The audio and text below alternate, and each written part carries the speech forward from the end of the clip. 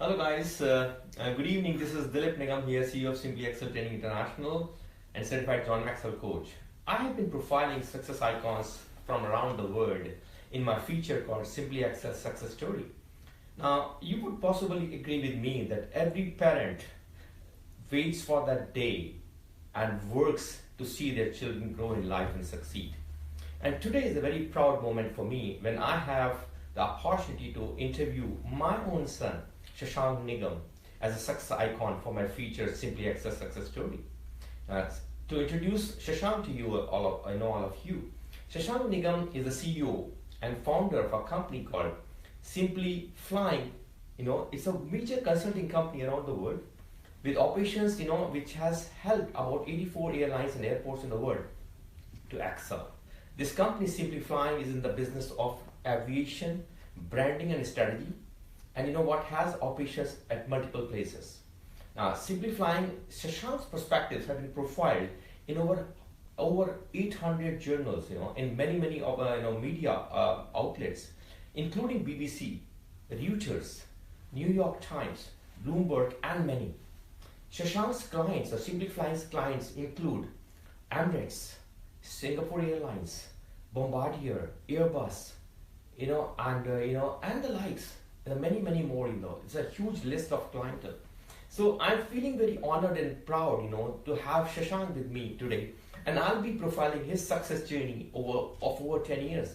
And I'm sure his success journey is going to be a source of huge motivation to the next generation for the future generations to come. So welcome Shashank on board, and it's feeling so great to have you interview for my feature. Now, starting here, Shashank, you might recall that you were growing up and you were studying in SMU, Singapore Melbourne University, and you did a double major degree in information systems management and a degree in business management. And subsequently, you also went to Carnegie Mellon University, US, to pursue your information systems course. And from there on, you started your career with a Boston IT startup.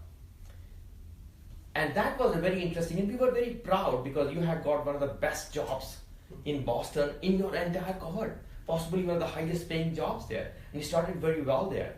And within 1.5 years of that, you took a major decision to switch over to start your own business.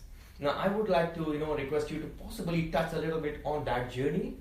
How was the Boston job starting? What were the experiences, and how you started moving from writing a blog, which ultimately turned into being a major fledgling airline branding industry in a company. Firstly, it's quite unique to be interviewed by your own dad. It's usually the other way around.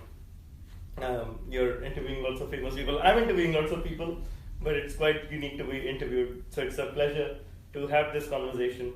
Yeah, I remember 10 years ago, I was always interested in things that fly, planes, mostly, and the business of airlines and how airlines work. And while I was working with this tech startup in Boston, I always used to keep looking out of the window, looking at planes landing. I used to have airplane models on my desk, and one day my team lead said to me, "Hey, so why don't you go work with an airline?" And I said, "Yeah, why not, right? It's just that it was 2008 and the whole world was crashing, 2007, 2008, and there weren't that many jobs within airlines." I also had a deep interest in marketing and branding, even though I had not studied the course. So I thought, hey, what if I combine the two? And that's where SimpliFlying, the blog, was born, in which for every week, thrice a week, I would write an article on the intersection of airline branding, airline marketing. Most of the perspectives were, I would say, novice. And I did not have any experience or background in aviation. So it started from there. And slowly that got traction. I remember writing a white paper, and I've actually got the original copy here. This is the 6X model that I created. And I wrote a white paper. This was back in 2008, I believe, and Yes. this was the model I created. Yes. And this was a 6X model. And I wrote this white paper, and this is the actual copy from 10 years ago that I had emailed a person called Don Skank in New York. And I said, hey, what do you think? And Don had taken copious notes throughout the white paper. When I reached his office in New York taking this Chinatown bus, he had notes on the side, he had notes everywhere. And I said, wow, he's actually read it. That itself was, heartening that someone of his stature is reading it. And I thought, hey, you know what? There's actually something here. Yeah. Probably I'm onto something. And he gave me some very good feedback. And the most important point was, he said, Shashank, these are great ideas. And this is great theory. But one of the things is, how do you make this practical? For example, if you walk into Richard Branson's office and say, hey, Branson, I'll teach you branding. What will he do? I said, he's going to kick me out. And Don said, exactly, he's going to kick you out. So you got to think about how to make this practical, how to make this actionable. And more importantly, how do you build credibility as a 25-year-old in which most people you are talking with have been in the same airline for 25 years or more. Yeah. And that's where the technology angle came in and the social media angle came in. So SimpliFlying really became about the intersection of airline, marketing, and digital. Right. And I remember when you were talking about starting your own company and entering into a business venture focused on airline branding and social media. And we had this question. You want to start a business and a company, and you would be competing with people with 20 to 30 years of experience in airline industry, and you actually have zero industry experience. But how would you enter into that niche market and create a space for yourself? Mm-hmm. So that was a question always in our mind as parents, and of course as parents would always feel they don't want their children to take risk, and they're very protective of their children, and that is what we were always feeling about you.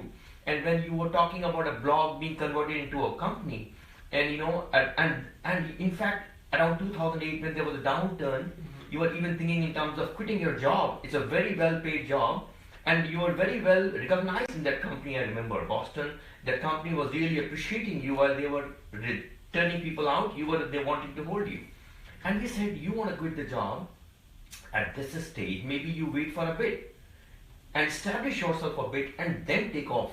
Yeah. So these were, as parents, were our thoughts. I remember, in fact, the situation was that I was waking up at 6 a.m., working on SimpliFlying from 6 a.m. to 9 a.m., going to office at 9 a.m., and coming back home at 6 p.m., having my dinner, and then working on SimpliFlying again from 8 p.m. to 12 midnight. So I was working 8 hours on SimpliFlying and 8 hours in my day job. So something had to give.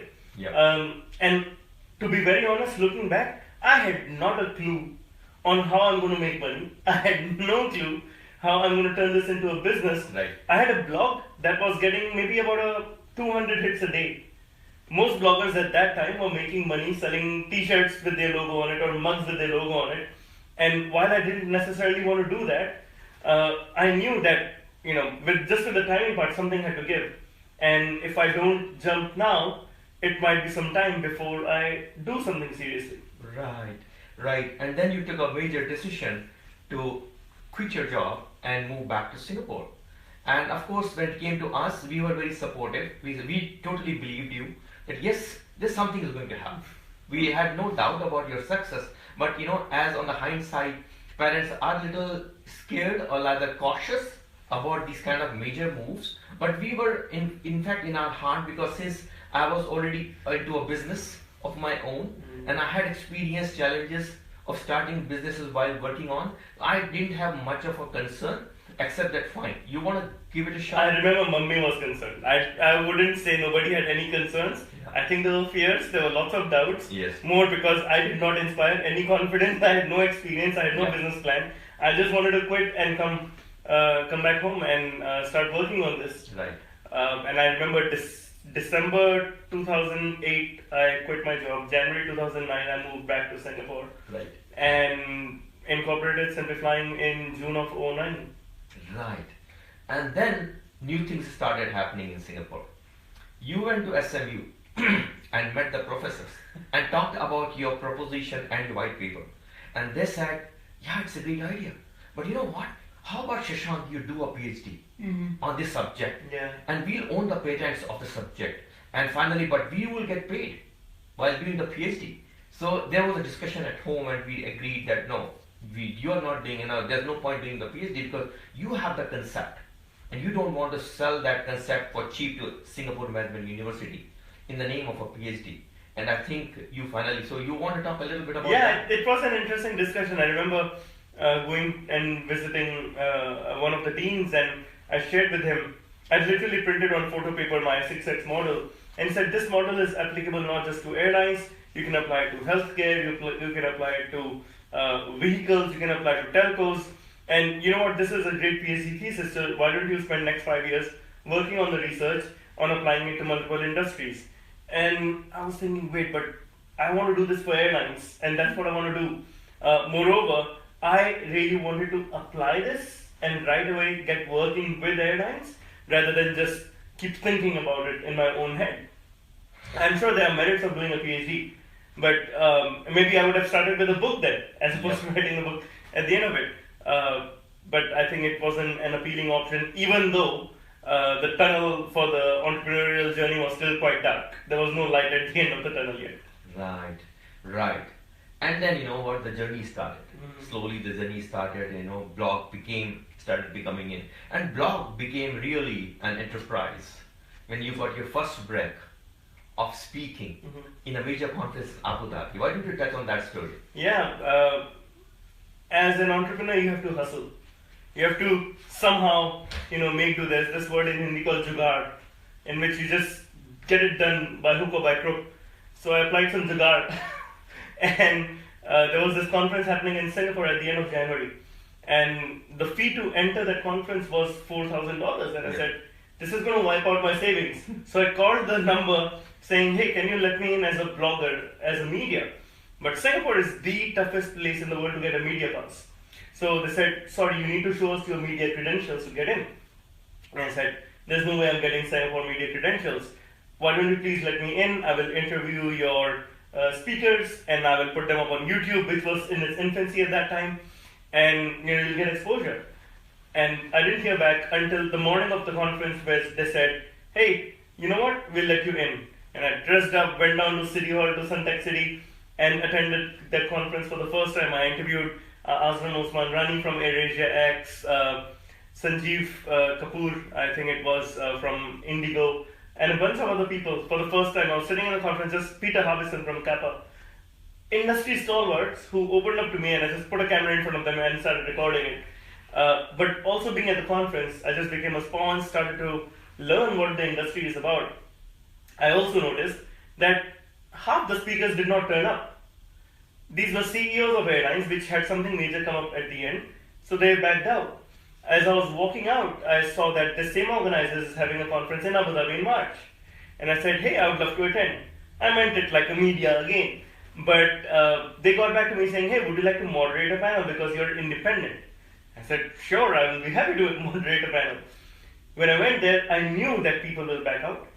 In my pocket, I had a USB disk with a USB drive with a presentation on branding through the recession and marketing through the recession.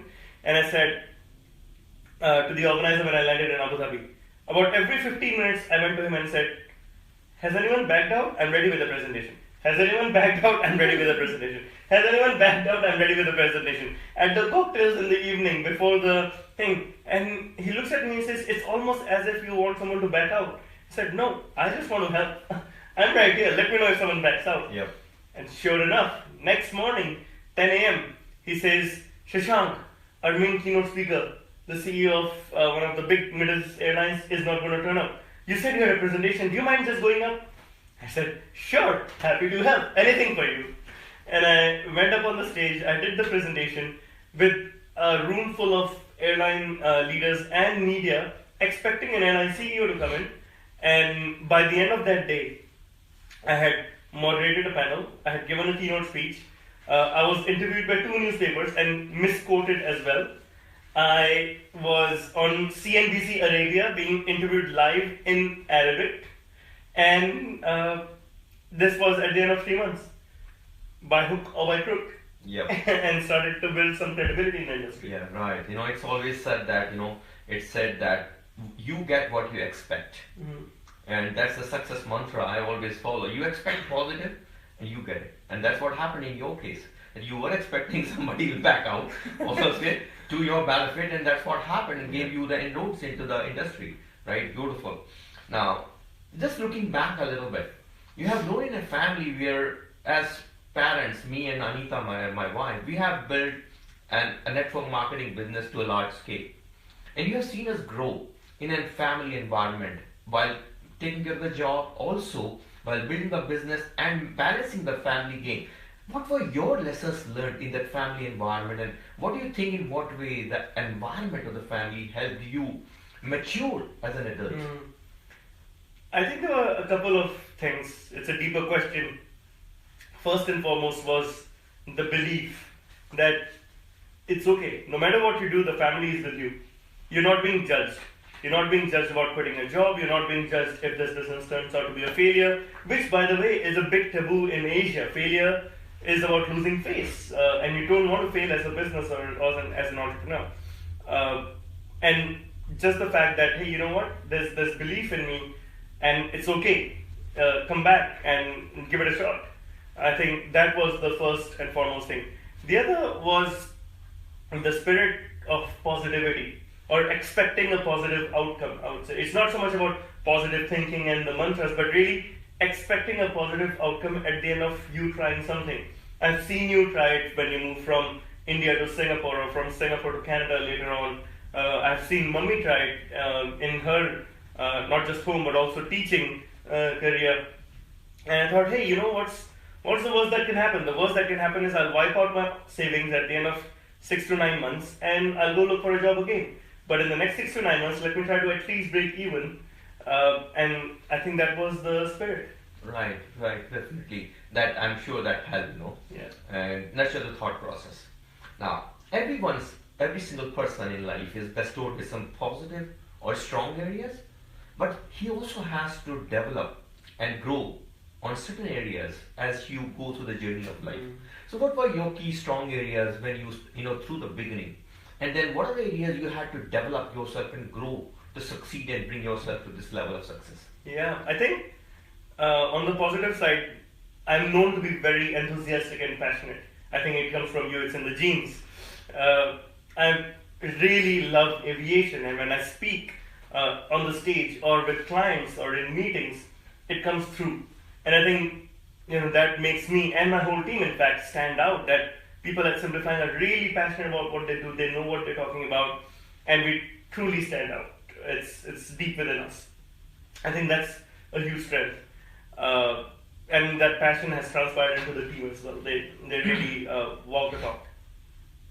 On the negative side, I think, is the ability to identify your blind spots, or just the fact you realize that there are blind spots. You've got to figure out what are the things you don't know, and then surround people with the strengths that are your weaknesses. So first comes the recognition of these weaknesses. Right. For example, in my case, I don't really like the numbers and the legal and the accounting stuff that comes with running a company. I like the marketing and the commercial other sides of things and the travel that comes with it.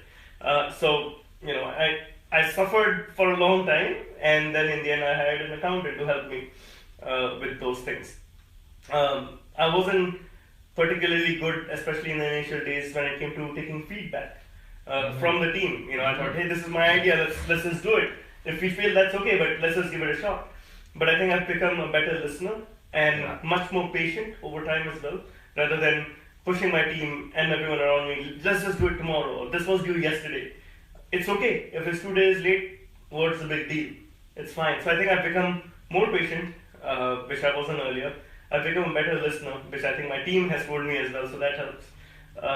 And you combine that with passion and enthusiasm, and I think it goes really well together. Absolutely. Okay, now the change. Change is the hardest thing to implement these days, or for that matter, for anybody. People have grown in a certain way, and they find it so hard to change. They just don't want to change. Now, what changes you have to implement yourself in your own thought process, your working style, to really adapt and be successful? I think the biggest change I've had to do, truly, is when the babies came along. Okay. It wasn't the moving. I mean, I have done SimpliFlying as a remote location anyway, so we've worked with Singapore, Uganda, Ottawa, Toronto. That's been completely fine. I've adapted well. But the moment kids came in our lives, Sana and Sama came, that was a big mindset change. I used to travel a lot. I often would take you and Project along with me as well. We would travel a lot. And that was part and parcel of life. But once Sana came, I had to really reconsider. I would not only travel less, I started traveling, I would start doing shorter trips. And, I, for example, did a day trip to Brunei from Toronto. Mm-hmm. I spent 26 hours in the air there, 18 hours on the ground and 26 hours back. Wow. I regularly do day trips to London. I take an overnight flight, get there in London in the morning, do my full day meetings and come back home and sleep in my own bed. Mm-hmm. And I think that's one thing that's changed.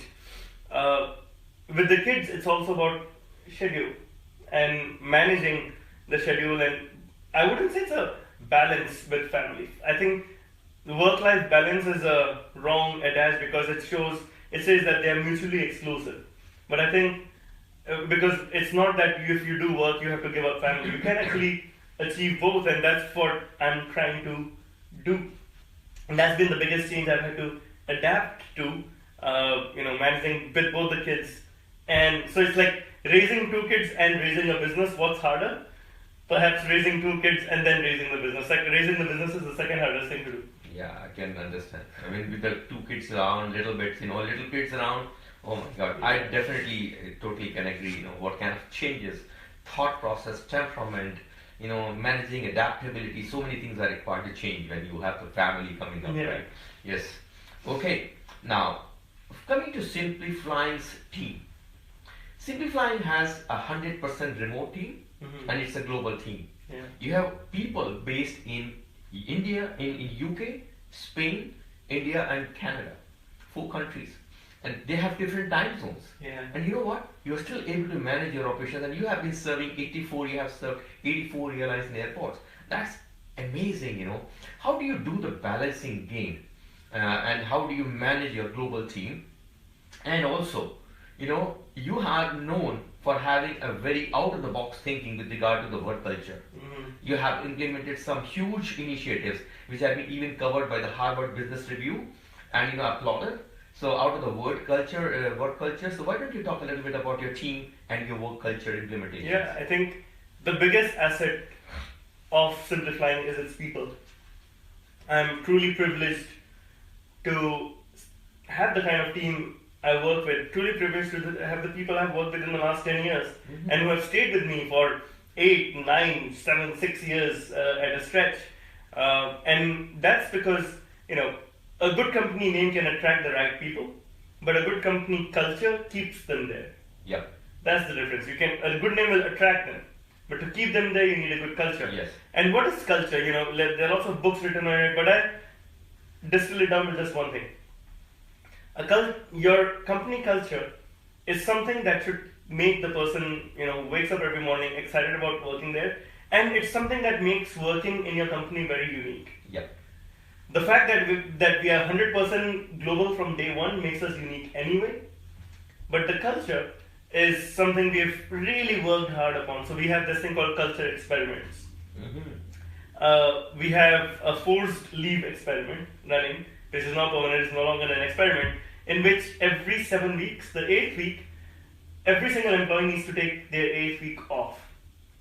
And not only do they need to turn off, they cannot reply to emails or Slack messages or WhatsApp messages or pick up phone calls for work. They just have to disconnect. And if they don't, they get their pay gets docked for that week. They don't get paid for that week.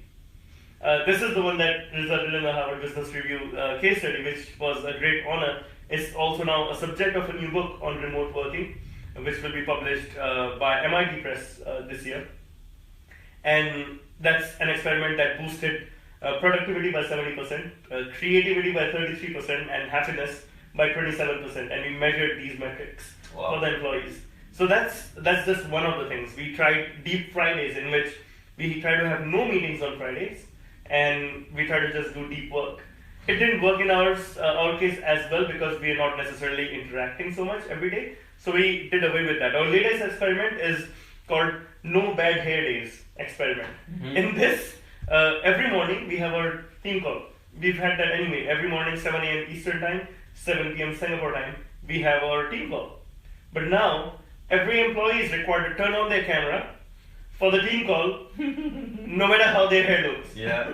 And we've tried this for about a week now, and I think it fosters better team spirit to be able to see each other because we are remote. So let's just try something different. I think we have a very fun culture. Yeah.